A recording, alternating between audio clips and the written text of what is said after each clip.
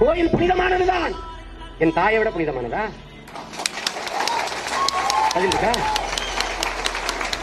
அன்னையை போல் ஒரு தெய்வம் இல்லை. அவர் அடிதொட மறுப்பவர் மனிதர் இல்லை, மண்ணில் மனிதர் இல்லை என்று பாடியது பொய்யா? தாயில் சிறந்த கோயிலும் இல்லை என்று பாடியது பொய்யா? சொர்க்கத்தை எங்கே தேடுகிறாய்? உன் தாயின் காலடியில் இருக்கிற நபிகள் நாயகம் ஸல்லல்லாஹு அலைஹி வஸல்லம் சொல்றாங்க. அது பொய்யா?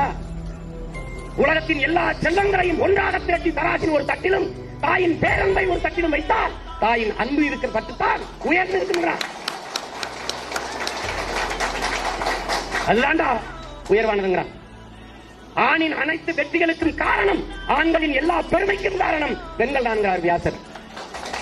நான் இதுவரை பெற்ற வெற்றிக்கும் இனிமேல் பெறப்போகிற வெற்றிக்கும் என்னை பெற்று வளர்த்த என் தாய், நான் தெய்வமாக மதிக்கும் என் தாயே காரணங்கள். Abraham Lincoln.